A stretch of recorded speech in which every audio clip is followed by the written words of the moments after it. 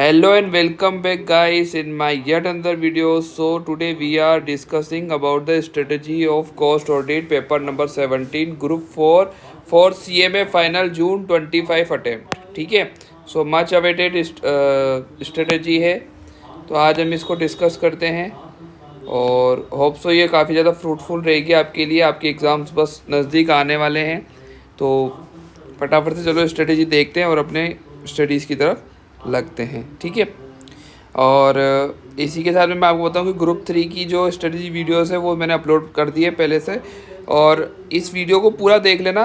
Last में मैं आपको पूरी गारंटी देता हूं कि आपके अंदर कॉन्फिडेंस आ जाएगा अच्छे से, और आप अच्छा स्कोर करने के लिए बिल्कुल तैयार हो जाओगे। और इस स्ट्रेटजी को फॉलो करके आराम से आप 70+ 80+ स्कोर कर सकते हो इस पेपर में आराम से। ठीक है, तो चलो स्टार्ट करते हैं। और साथ ही अगर कोई डाउट वगैरह है तो आप कमेंट बॉक्स में पूछ सकते हो, और अपना टेलीग्राम चैनल है जो कि जिसका लिंक चैनल के डिस्क्रिप्शन में मिल जाएगा आपको, सारे लिंक्स वहाँ पे जाके आप मुझसे कनेक्ट कर सकते हो। ठीक है, तो सबसे पहले अपन को ना टाइम मैनेजमेंट पे ध्यान देना है। अब टाइम मैनेजमेंट पे कैसे ध्यान दोगे? सबसे पहले कोर्स कंप्लीशन करना है अपन को। अगर आपका कोर्स कंप्लीट हो गया है सब्जेक्ट का तो वेल एंड गुड है, आप अपना रिवीजन प्लान कर सकते हो, वो मैं आपको बताऊंगा कैसे। और अगर नहीं हुआ है तो आपको 10 अप्रैल तक कैसे भी करके कोर्स को एक बार कंप्लीट कर लेना है। ये पेपर काफ़ी ज़्यादा ईजी है, काफ़ी ज़्यादा ईजी सब्जेक्ट है अपने टोटल सारे सब्जेक्ट में देखा जाए तो इसमें बिल्कुल भी टाइम अपन को इतना नहीं लेना है। फटाफट से कोर्स को अपने रेपअप करना है और रिवीजन की तरफ आगे बढ़ जाना है। ठीक है, अगर आपका कोर्स कंप्लीट हो गया है तो अपन फर्स्ट रिवीजन प्लान कर सकते हैं। ठीक है, अब आपको 4 रिवीजन प्लान करने हैं। अब 4 रिवीजन कैसे प्लान करने हैं वो मैं आपको बता देता हूँ।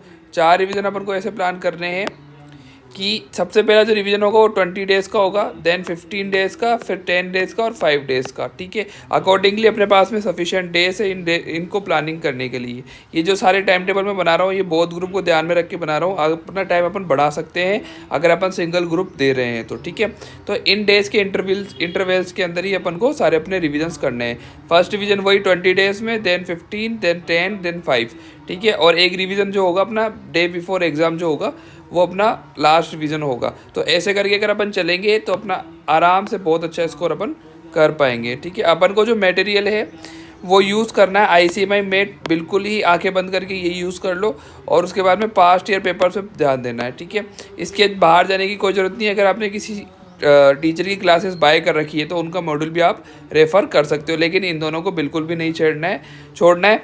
और अगर काफ़ी ज़्यादा क्वेश्चन सिमिलर है ICMI मेट और आपके जो टीचर का मेट है उसके अंदर, तो आपको क्या करना है कि उसमें से क्वेश्चंस को एलिमिनेट करके और जो भी नए क्वेश्चन है उनको कर लेना है। ठीक है, अब एक बार अपन सिलेबस की तरफ अगर देखें तो सिलेबस जो है हमारा 2 पार्ट में डिवाइडेड है। सबसे पहला है कॉस्ट ऑडिट और जो है अदर फिर पार्ट है। कॉस्ट ऑडिट 50 मार्क्स का है, तो हमें जो हमारा जो फोकस एरिया होना चाहिए वो कॉस्ट ऑडिट होना चाहिए। Cost audit is very easy, और ये 50 मार्क्स का वेटेज बुक के हिसाब से आराम से ये 60 to 70 मार्क्स का आ जाता है, क्योंकि पेपर हमारा 128 मार्क्स का बनता है। तो अगर आपने इसके ऊपर बहुत अच्छे से फोकस कर लिया तो बाकी कहीं भी फोकस करने की आपको नीड नहीं पड़ेगी। तो कॉस्ट ऑडिट पे ढंग से फोकस करो, इसमें जितने भी प्रैक्टिकल है वो सारे सॉल्व करो। थ्योरी भी काफ़ी ज़्यादा ईजी है क्योंकि हमने पहले से पढ़ी हुई होती है कॉस्ट ऑडिट की थ्योरी, तो इसमें काफ़ी ज़्यादा हेल्प मिल जाती है। CA की जो थ्योरी है कॉस्ट ऑडिट स्टैंडर्ड्स की, कॉस्ट अकाउंटिंग स्टैंडर्ड्स की, उनको अच्छे से पढ़ लो। ठीक है, इससे काफ़ी ज़्यादा अपन को हेल्प होने वाली है। तो कॉस्ट ऑडिट सबसे फर्स्ट प्रायोरिटी होना चाहिए, देन फिर अपन अदर पार्ट की तरफ मूव करेंगे।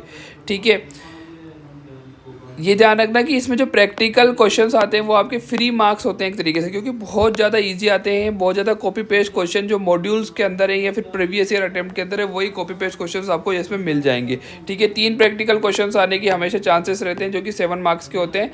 21 मार्क्स जो है हमारा ईजिली यहाँ पर स्कोर हो जाएगा। तो अपन को ध्यान रखना है कि जो प्रैक्टिकल क्वेश्चन है उनके ऊपर ज़्यादा फोकस करना है अपना। जब पेपर भी स्टार्ट होगा तो सबसे पहले प्रैक्टिकल क्वेश्चंस ही अपन को अटेम्प्ट करने हैं, क्योंकि ये बहुत ज़्यादा स्कोरिंग होते हैं और बहुत ज़्यादा इजी होते हैं। फिर ध्यान रखना कि जो MCQs है वो हमें सक्सेस की तरफ पहुंचाएंगे, मतलब अपने हाई मार्क्स की तरफ पहुंचाएंगे। तो MCQs को बिल्कुल भी यानी इग्नोर नहीं करना है, बहुत अच्छे से स्कोर करने की तरफ ध्यान देना है। और केस बेसिस MCQs के ऊपर ज़्यादा ध्यान देना, क्योंकि प्रीवियस जितने भी 2-3 अटैम्प्ट हुए उसमें क्या होता है कि जो लास्ट MCQ आता है 10 मार्क्स का, मतलब जो 5 MCQs आएंगे वो केस बेस आएंगे। ठीक है, तो वो केस कहाँ से होते हैं, वो अपने मॉड्यूल से होते हैं जो अपन छोड़ देते हैं। बीच बीच में काफ़ी सारा केसेस दिए हुए हैं, उनको सबको सोल्व करके जाना है और वहीं से एमसीक्यूज आपके बनने वाले हैं। अगर आपने इग्नोर कर दिया तो आप सीधे सीधे अपने 10 मार्क्स रिड्यूस कर दोगे, ठीक है। क्योंकि मैंने काफ़ी सारे देखे हैं जो स्टूडेंट्स जो अपने एमसीक्यूज को छोड़ जाते हैं, मॉड्यूल वाले को या फिर केसेस को छोड़ जाते हैं और उसी में से एमसीक्यूज बन के आ जाते हैं, देन फिर उनके मार्क्स लूज़ हो जाते हैं। तो उस पर खासा ध्यान रखना है अपन को, ठीक है। उसके बाद में टेस्ट। अब अगर आपने कहीं से टेस्ट बाय कर लिए तो कोई बिल्कुल अच्छी बात है, अगर नहीं करे तो भी कोई दिक्कत नहीं है। आपको पास्ट ईयर पेपर उठाने और उसी से अपने टेस्ट को प्लान करना है। और साथ ही मैंने टेलीग्राम ग्रुप में भी शायद 1-2 टेस्ट पुट कर रखे और आगे भी मैं पुट कर दूंगा, वो वहाँ से आपको कर लेने हैं, ठीक है। पास्ट ईयर पेपर जब हम करेंगे वो 2016 से करेंगे। अब इसके अंदर एक वेस्ट मल्टीप्लायर करके जो है वो उसका वो हट गया है ना, जो प्रैक्टिकल क्वेश्चन आता था, तो उसको छोड़ देना, बाकी सब कुछ सेम ही है अपना सिलेबस। तो 2016 से लेकर अभी तक जितने भी पेपर हुए हैं वो सारे पेपर हमको एक बार अच्छे से सोल्व कर लेने हैं और अपने रिविजन्स के अंदर अपन को पेपर ही सोल्व करने हैं, ठीक है। अब याद रखना कि अपन को थ्योरी रिटेन करने पे बहुत ज़्यादा फोकस करना है, ठीक है। जितना कर सकते हो उतना करो, क्योंकि थ्योरी पेपर है और इसकी जो थ्योरी है वो लॉ जैसी थ्योरी नहीं है। अपन को कोई सेक्शंस याद नहीं करने हैं, अपन को कुछ याद नहीं करना, सिर्फ क्या करना है, नॉर्मल सी थ्योरी पढ़नी है ना। तो थ्योरी बहुत ही ईजी है और आराम से रिटेन होने वाली है, ठीक है। तो उस पर अच्छे से फोकस करना है अपन को ना। और ये जो पेपर है ना वो आपका सेट ऑफ करने में काफ़ी ज़्यादा हेल्प कर सकता है। सेट ऑफ करने में कैसे, क्योंकि इस पेपर के अंदर हम ज़्यादा स्कोर करने कि बिल्कुल ज़्यादा मैंने बहुत ज़्यादा स्कोर कर सकते हैं इसमें। 60+ 70+ तो एक नॉर्मल एवरेज स्टूडेंट स्कोर कर ही लेता है। अब आप खुद देखो कि अगर आप इसमें थोड़ा सी ज़्यादा मेहनत करते हो तो आराम से आप 70+ या 80+ की तरफ प्लान कर सकते हो, ठीक है। तो इसका बिल्कुल अच्छे से ध्यान देना है। और अगर आपने ऐसा कर लिया और तो फिर क्या होगा कि अपने जो बाकी सब्जेक्ट है उसमें सेट ऑफ करने में काफ़ी ज़्यादा हेल्प मिल जाएगी, जिससे क्या होगा, हमारा एक ओवरऑल स्कोर अच्छा बन के निकलेगा।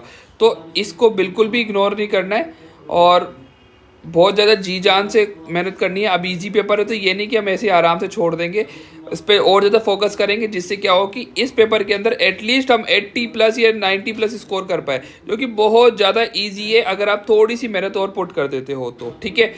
और एक बात ध्यान रखना कि एग्जामिशन तो आपकी आराम से आ ही जाएगी। अगर आप बिल्कुल ही नॉर्मल पढ़ रहे हो तो एग्जामिशन तो इस पेपर में बिल्कुल आराम से आ जाएगी। तो अब हमें ज़्यादा मार्क्स पे फोकस करना है, ठीक है। तो बस ये छोटी सी स्ट्रेटेजी थी जिससे आपको थोड़ा सा हेल्प मिल जाएगा।